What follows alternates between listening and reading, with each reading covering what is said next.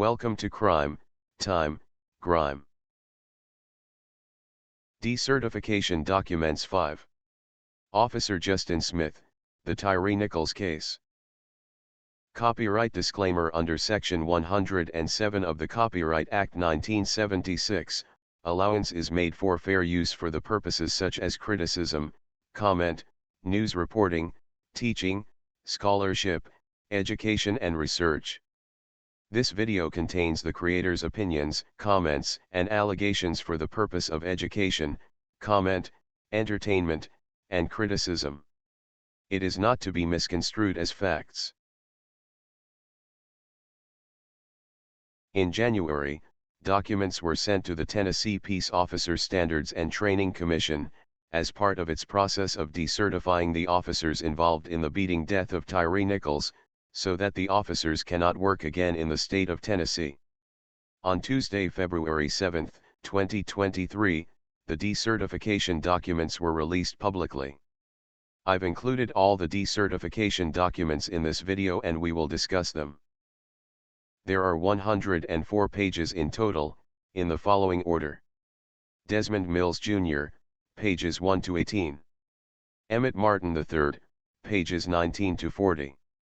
Tadarrius Bean, pages 41 to 60. Demetrius Haley, pages 61 to 81. Justin Smith, pages 82 to 104. We will go in order accordingly. Many of the documents are formalities, but they are included for documentation. Justin Smith, pages 82 to 104. Page 82 is a change of status document. It places Justin Smith on administrative leave as of January 8, 2023. Page 83 is a change of status document. It terminates Justin Smith's employment on January 20, 2023. Page 84 is a decertification request document, dated January 25, 2023. Page 85 is a statement of charges document, dated January 14, 2023. The document states that Justin L. Smith, rank, Police Officer 2, assignment, OCU Scorpion Unit is terminated for personal conduct, neglect of duty, duty to intervene and reporting improper conduct, and excessive force, unnecessary force, and compliance with regulations, to wit, BWC 40-day swap. I believe swap stands for suspension without pay. You can read more about this regulation on page 86. On January 7, 2023, you and your partners apprehended a fleeing nonviolent individual at Castle Gate Lane and Bear Creek Cove. After the subject was placed in custody, and other officers were captured on body-worn camera making multiple unprofessional comments, laughing, and bragging about your involvement.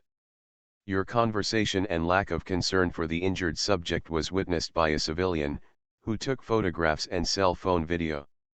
The civilian's viewpoint was you, and your partners left the injured subject lying on the ground, handcuffed, and unattended. The report of the victim's death was broadcasted on both local and national media sites. The release of any digital evidence of you and your partner's actions will shed a bad light on the department and city of Memphis. Your on-duty conduct was unjustly, blatantly unprofessional and unbecoming for a sworn public servant. Your actions place you in violation of DR 104 Personal Conduct, which states, DR 104, Personal Conduct. The conduct of each member, both on and off duty, is expected to be such that it will not reflect adversely on other members, the department, the city of Memphis, or the law enforcement profession. This regulation applies to both the professional and private conduct of all members. It includes not only all unlawful acts by members, but also acts which. Page 86 is supposed to be a continuation of page 85, however, there seems to be pages omitted. The statement of charges document is missing the detailed allegations of neglect of duty, duty to intervene and reporting improper conduct, and the majority of excessive force, unnecessary force. It does not appear that transparency of the Memphis Police Department was applied here. It states, Dr. 301 excessive force unnecessary force, which states, your actions place you in violation of Dr. 301 excessive force unnecessary force, which states, Dr. 301 excessive force unnecessary force. Excessive force unnecessary force is defined as the amount of force which is beyond the need and circumstances of the particular event, or which is not justified in the light of all circumstances, as in the case of deadly force to protect property as contrasted with protecting life. Control may be achieved through advice, warnings, and persuasion, or by the use of physical force. While the use of reasonable physical force may be necessary in situations which cannot be otherwise controlled, force may not be resorted to unless other reasonable alternatives have been exhausted or would clearly be ineffective under the particular circumstances. Officers should consider the facts and circumstances known at the time of the confrontation when determining the amount of force to use, including the severity of the subject's crimes, the immediate threat posed by the subject to the safety of others, and whether the subject exhibits active aggression or is actively resisting arrest. Officers are permitted to use whatever force that is necessary and reasonable to protect others or themselves from bodily harm. Officers shall never use force or violence that is unprovoked, needless, or not required during performance of their duties when making an arrest or in dealing with a prisoner or any person. Your body-worn camera was not activated during your initial interaction to apprehend the male subject. Your body-worn camera was functioning properly and did not record the event in its entirety.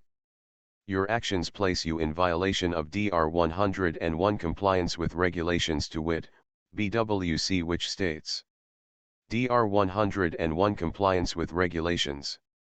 Disciplinary action may be taken for, but not limited to, violations of stated policy, rules, regulations, orders, or directives of the department. Use of BWC during the shift. 1. An officer shall at all times, during his/her shift, have BWC equipment ready to record police interactions with those they may encounter. This state of readiness includes having the BWC on, and in standby mode. Officers shall attempt to maintain a clear, level, and unobstructed forward-facing view. Officers shall attempt to keep the microphone portion of the device unobstructed in order to accurately record audio. 2. Officers shall activate their BWC when responding to all calls for service prior to making the scene of a dispatched call. In the event that recording was not started prior to making the scene of a dispatched call, an officer will activate the device as soon as reasonably possible. 3. Officers shall record all law enforcement encounters and activities. Calls for service, self-initiated events, specials, and citizen contacts while not engaged in police activity are to be documented via BWC. It is not necessary for an officer to record in a constant state, but is required when his/her duties are being performed and allowed when otherwise prudent. It should be understood that under no circumstances shall an. Page 87 is a continuation of page 86. It is a continuation of the Dr. 101 compliance with regulations, and includes the OCU procedures. You are welcome to pause the video and read this page if you choose. Page 88 is a continuation of page 87. It is a continuation of the OCU procedures. And, the Statement of Charges Signatures page. Page 89 is an administrative summons.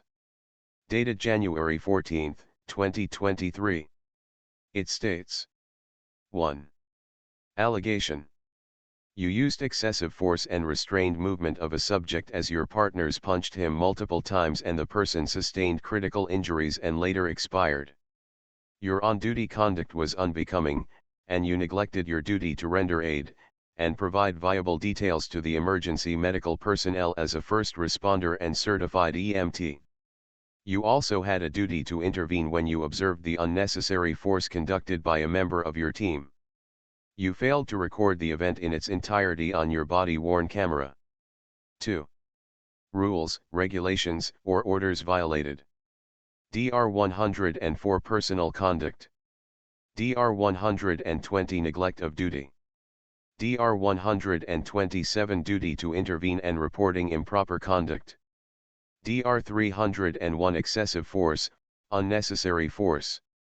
Dr. 101 Compliance with regulations to wit, BWC. Page 90 is a continuation of page 89, and the administrative summons. Page 91 is a hearing summary form. Dated January 20, 2023. It states: Statement of Hearing Officer.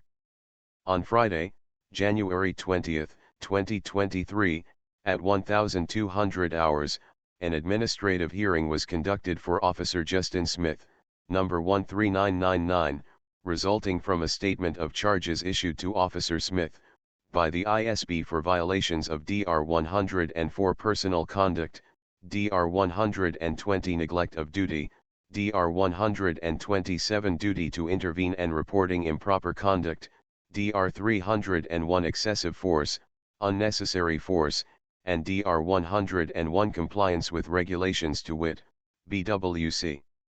Action ordered. Dr. 104 Personal Conduct, sustained and termination is ordered. Dr. 120 Neglect of Duty, sustained and termination is ordered. Dr. 127 Duty to intervene and reporting improper conduct, sustained and termination is ordered. Dr. 301 Excessive force, unnecessary force, sustained and termination is ordered. Dr. 101 Compliance with regulations to wit, BWC, sustained and a 40-day suspension is ordered. The document is checked. Appeal, will not. Grievance, will. And signed by employee Smith. Page 92 is a continuance of page 91, the hearing summary form. It states: Hearing participants were Officer Justin Smith, Lieutenant Jessica Cage Rosario, MPA, and Deputy Chief M. Hardy, Hearing Officer. Prior to this hearing, Officer Smith had been made aware of the pending charges by being served an administrative summons on January 16, 2023, which he did sign acknowledging receipt and was provided with a copy. The charges stem from a complaint regarding allegations that on January 7, 2023, you and your partners apprehended a fleeing nonviolent individual at Castlegate Lane and Bear Creek Cove. After the subject was placed in custody, you other officers were captured on body-worn camera, making multiple unprofessional comments, laughing, bragging about your involvement. Your conversation and lack of concern for the injured subject was witnessed by a civilian, who photographed and recorded cell phone video. The civilian's viewpoint was you and your partners left the injured subject lying on the ground, handcuffed, and unattended. The report of the victim's death was broadcasted on both local and national media sites. The release of any digital evidence of you and your partner's actions will shed a bad light on the department and city of Memphis. Your on-duty conduct was unjustly, blatantly unprofessional and unbecoming for a sworn public servant. Your actions place you in violation of Dr. 104 Personal Conduct, which states: The Dr. 104 Personal Conduct Regulation is then included in the document. During your encounter with the subject, you held the subject by one of his arms, while one of your partners pepper sprayed him, then excessively struck him with a SP baton.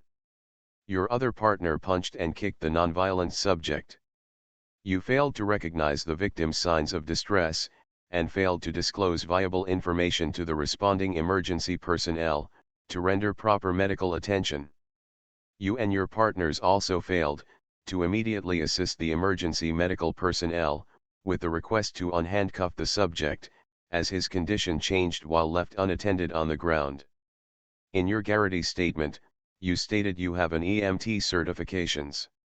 This fact further support the finding of the investigation. Your actions place you in violation of Dr. 120 Neglect of Duty, which states: The Dr. 120 Neglect of Duty Regulation is then included in the document. Page 93 is a continuance of page 92, The hearing summary form. During your encounter with a nonviolent subject, who was not complying with being handcuffed, you held the subject by one of his arms, while one of your partners pepper sprayed him, then excessively struck him with a SP baton multiple times. You also witnessed another officer punch and kick the nonviolent subject multiple times. You failed to take reasonable action to stop the excessive and unnecessary use of force, as the subject was not armed, and only evading arrest on foot for a traffic violation. Your actions place you in violation of DR 127 duty to intervene and reporting improper conduct, which states: the DR 127 duty to intervene and reporting improper conduct regulation is then included in the document. In your Garrity statement, you admitted you struck an unarmed and nonviolent subject, with a closed fist 2 to 3 times in his face, because you and your partners were unable to handcuff him. Your actions were captured on video evidence. You sprayed the subject with your chemical irritant spray and also held the individual's arm while other officers kicked, punched, and pepper sprayed him several times. Your actions place you in violation of DR 301 excessive force unnecessary force, which states: the DR 301 excessive force unnecessary force regulation is then included in the document. Your body-worn camera was not activated during your initial interaction to apprehend the male subject. Your body-worn camera was functioning properly and did not record the event in its. Page 94 is a continuance of page 93, the hearing summary form. Entirety. Your actions place you in violation of DR 101 compliance with regulations, to wit, BWC, which states: the DR 101 compliance with regulations is then included in the document. Page 95 is a continuance of page 94, the hearing summary form. It's the continuance of the DR 101 compliance with regulations, and includes the OCU procedures. At the beginning of the administrative hearing, Lieutenant Cage Rosario informed the hearing officer that Officer Smith would like to waive his rights to have each charge read in detail. Page 96 is a continuance of page 95, the hearing summary form. During the administrative hearing on January 20, 2023, Officer Justin Smith was informed by the hearing officer that he is now afforded the opportunity to make a statement.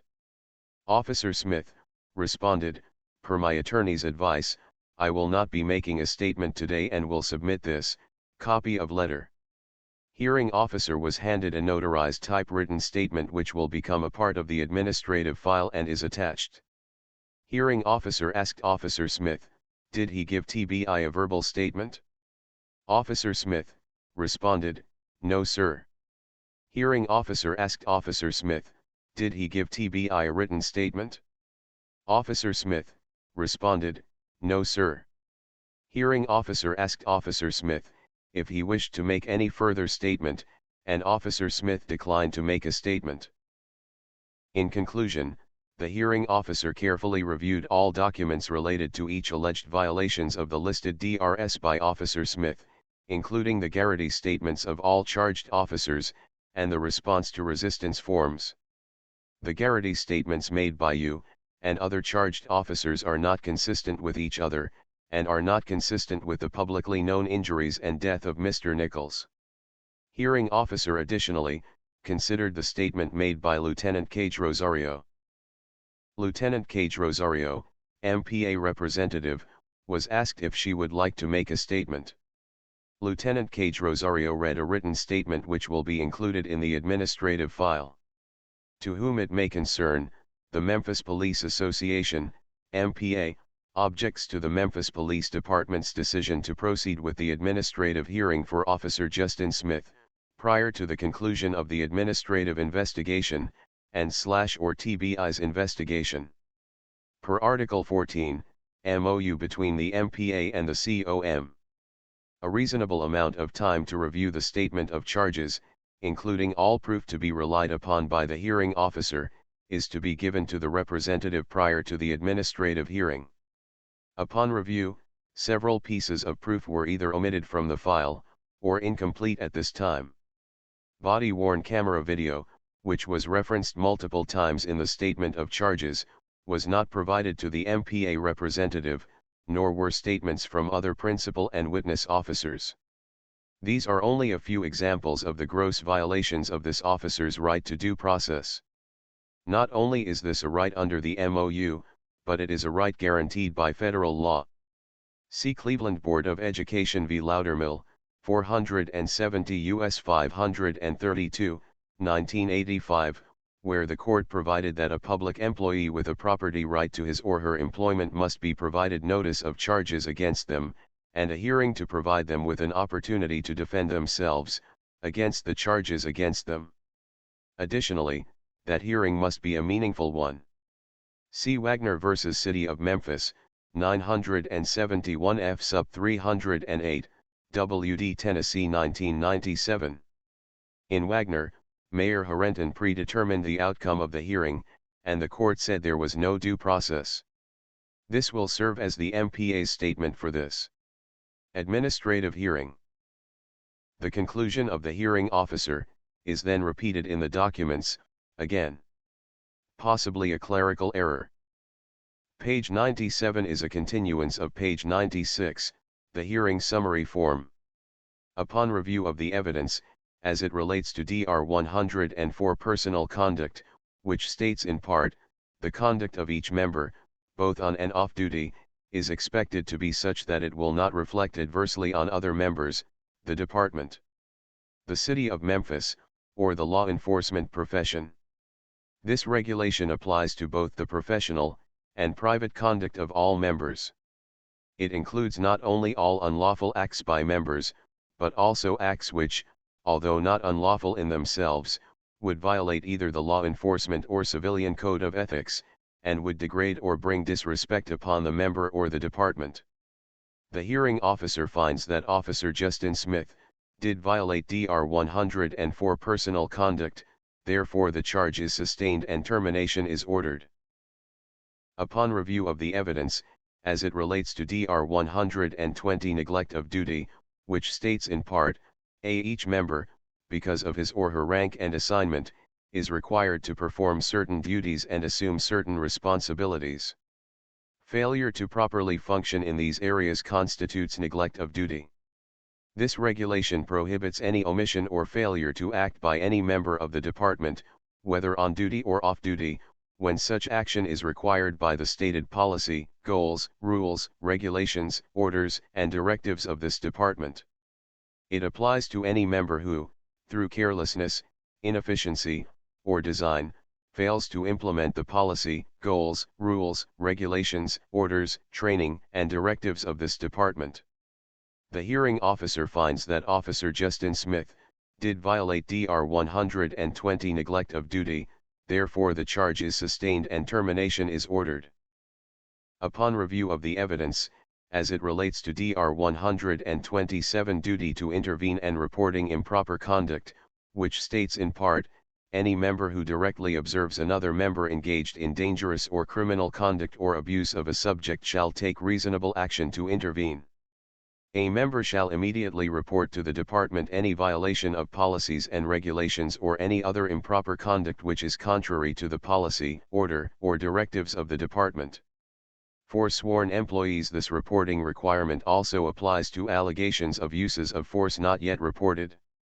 The hearing officer finds that Officer Justin Smith did violate DR 127 duty to intervene and reporting improper conduct, therefore the charge is sustained and termination is ordered. The reading of the review of the evidence, as it relates to DR 301 excessive force, unnecessary force, is omitted from the documents. Possibly another clerical error. Page 98 is a continuance of page 97, the hearing summary form. The hearing officer finds that Officer Justin Smith did violate DR 301 excessive force, unnecessary force, therefore the charge is sustained and termination is ordered. Upon review of the evidence, as it relates to DR 101 compliance with regulations, which states in part, disciplinary action may be taken for, but not limited to, violations of stated policy, rules, regulations, orders, or directives of the department. B. Use of BWC during the shift. 1.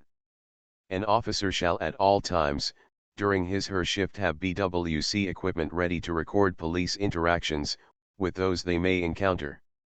This state of readiness includes having the BWC on, and in standby mode. Officers shall attempt to maintain a clear, level, and unobstructed forward-facing view.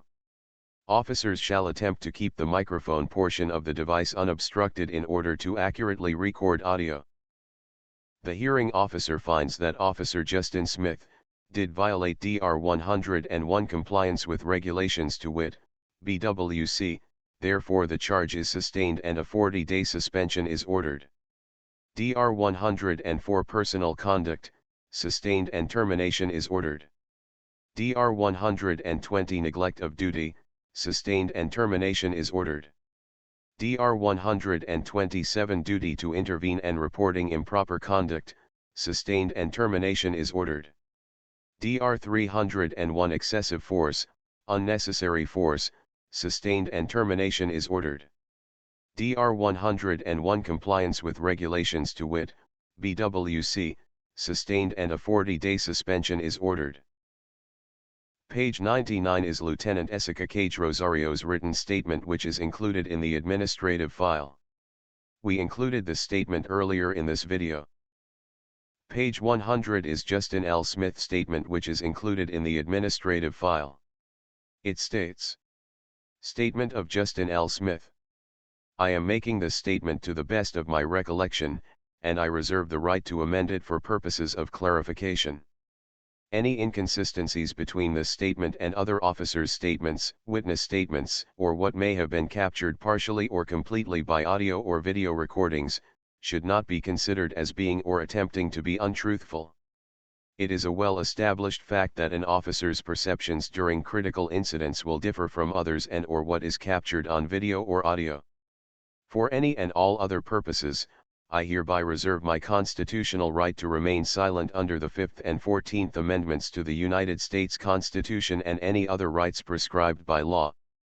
Further, I rely specifically upon the protection afforded me under the doctrines set forth in Garrity v. State of New Jersey, 385 U.S. 493, 1967, and Spivak v. Klein, 385 U.S. 551, 1956, should this report be used for any other purpose of whatsoever kind or description. I have been informed that I have an administrative hearing on Friday, January 20, 2023, arising from a statement of charges that I received, setting forth certain allegations regarding violations of policies and procedures, for which the discipline is being suggested. I have also been contacted by the Tennessee Bureau of Investigation, which is undertaking a criminal investigation of the incident in question, which has received wide media speculation and statements from the Memphis Police Department's chief, as well as the mayor of the city of Memphis. I have also been contacted by the District Attorney General's office through my attorney. Page 101 is a continuance of page 100, Justin L. Smith statement. I have been informed by more than one source that a criminal investigation is being undertaken which could or might involve me and other officers of the Memphis Police Department. As much as I would like to set the record straight, based upon the inconsistencies and misstatements in the statement of charges given to me, upon advice of counsel, I am not allowed to make any statements surrounding the incident of January 7, 2023. I would respectfully ask that this statement, executed by me, be placed in the administrative investigation file. I would state for the record that on January 7, 2023, I assisted another officer in making an arrest of a non-compliant suspect. My first interaction with that suspect was that suspect fighting with the other officer in failing to comply in our attempts to take the suspect into custody. On the day in question, I was directed to be on desk duty because of an on-the-job injury which was serious enough to disable my abilities by way of a knee injury suffered the preceding day. Even though I was directed to be on desk duty, I was directed by my supervisors to be on patrol. While on stationary observation duties as directed, dispatches were made where an officer needed assistance after an officer had attempted to investigate a traffic stop. It was stated in the radio dispatch that the suspect had been tased as well as sprayed with OC spray and had fled the scene. Even though no one else requested medical assistance, because of the reported tasing and chemical spray, I immediately made a radio call and indicated that medical should be sent to the area where the suspect was last seen, to possibly render medical aid, if the suspect was taken into custody. Page 102 is a continuance of page 101, Justin L. Smith statement. I then came upon one officer taking what was later learned to be the same suspect to the ground. I assisted that officer in our attempts to take that suspect into custody. The suspect was violent and would not comply. It is my contention that I personally utilized the training and defensive tactics provided to me as a Memphis police officer in attempting to handcuff the suspect. I categorically deny utilizing any defensive weapons other than OC spray. OC spray was used only after another officer had attempted to utilize OC spray on the suspect but inadvertently sprayed himself. Obviously, because one officer believed that the use of OC spray was reasonable and necessary to gain control over the suspect, I then attempted to utilize my OC spray. I am not sure whether or not it was effective when used. I continued to struggle with the actively resisting suspect, to gain control of said suspect, because he had only one arm wrist handcuffed. Despite the effects of OC spray in my eyes and experiencing excruciating pain in my knee, officers were finally able to place the suspect in custody. After the suspect was handcuffed, I then removed myself from the immediate vicinity as my knee was in severe pain. When I returned to the immediate area, I informed my fellow officers to assist me in sitting the suspect against my squad car in order for the suspect to breathe better. The medical personnel on the scene were providing direct medical care, and were discussing treatment of the suspect with my lieutenant, who had arrived on the scene. Page 103 is a continuance of page 102, Justin L. Smith statement. As it relates to the use of my body-worn camera, dispatch records will show that a very short brief period of time elapsed, from the time the initial call went out, to the time that I inadvertently came upon the other officer attempting to subdue the suspect. I did not immediately turn my body-worn camera on as I was getting out of my car, but I did turn it on as I interacted with the suspect. I did not intentionally fail to activate my body-worn camera, but the safety of other officers and myself was paramount. Signed, Justin Smith. Dated, January 19, 23. Document is notarized. Page 104 is a MPD memorandum, about the hearing status, to Assistant Chief Don Crow, from the hearing officer, Deputy Chief Hardy, on January 20, 2023. It states: Assistant Chief Crow. On January 20, 2023, at 1740 hours, the administrative hearing for Officer Justin Smith, number 13999 was held. Deputy Chief Hardy number 3581 was the hearing officer. The charges for DR 104 personal conduct, DR 120 neglect of duty, DR 127 duty to intervene and reporting improper conduct, and DR 301 excessive force, unnecessary force, were sustained and termination was ordered for all. The charges for DR 101 compliance with regulations to wit, BWC was sustained and a 40-day suspension is ordered. What we learned from the Officer Justin Smith's decertification documents, is that there was a civilian witness. And, the civilian witness took photos and cell phone video. We learned. Officer Desmond Mills Jr., incurred 4 charges. Officer Emmitt Martin III, incurred 6 charges. Officer Tadarrius Bean, incurred 5 charges. Officer Demetrius Haley, incurred 6 charges. Officer Justin Smith, incurred 5 charges. We learned that Officer Smith didn't activate his body-worn camera to capture the event in its entirety. We learned, Officer Smith and his partners refused to unhandcuff Tyre after medical emergency personnel asked them to uncuff Tyre. We learned, Officer Smith and his partners did not relay pertinent information about Tyre's condition to medical emergency personnel. We learned that Officer Smith is a certified EMT. The documents confirmed that Officer Smith used excessive force and restrained Tyre while other officers punched and kicked him multiple times. The documents confirm that Officer Smith pepper sprayed Tyre. The documents confirm that Officer Smith struck Tyre in the face with a closed fist 3 times. We learned that Officer Smith admitted to striking Tyre in the face with a closed fist 3 times. We see nothing in the documents that discusses Officer Smith kneeing Tyre as the video clearly shows. We also learned Officer Smith's garrity statements were not consistent with the other charged officers, and not consistent with Tyre's injuries and death. We also learned that Officer Justin Smith is not appealing his termination. Officer Justin Smith was the only officer that gave a written statement to be placed in the administrative file. Let's discuss Justin Smith's statement. Justin Smith screaming loud and proud about his rights is disgusting. It tells me he has no remorse or even compassion for Tyre Nichols. It confirms to me that he considered Tyre less than human. To Justin Smith, his rights matter and Tyre's rights didn't. Smith discusses an officer's perception during critical incidents. What about Tyre's perception? I'm sure Tyre's perception was that you were trying to kill him for no reason. And his perception was right. You were supposed to be the professional, but his perception was spot on, while yours wasn't.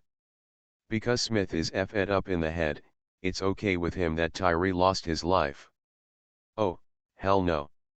Please, save yourself that song and dance because my perception says that is not going to fly. Smith claims he seriously injured his knee the day before on the job. Did you violently knee someone else the day before, like you did Tyre? If your injury was the day before and serious enough to disable your abilities, like you claim, then how could you violently knee Tyre like you did on video? Why didn't you admit to violently kneeing Tyre? Why did you lie about that? When you kneed Tyre, you lifted his entire body off the ground. How seriously disabled was your abilities again? I'm waiting for an explanation on that. Smith categorically denies utilizing any weapons other than OC spray on Tyre. Your fists were weapons, your knee was a weapon, and you held Tyre for the other officers to beat him. And, even though you are an EMT, you failed to assist a dying man in any way. I am so displeased that your EMT license hasn't been revoked. It saddens me that you could be hired as an EMT elsewhere after you helped murder a man.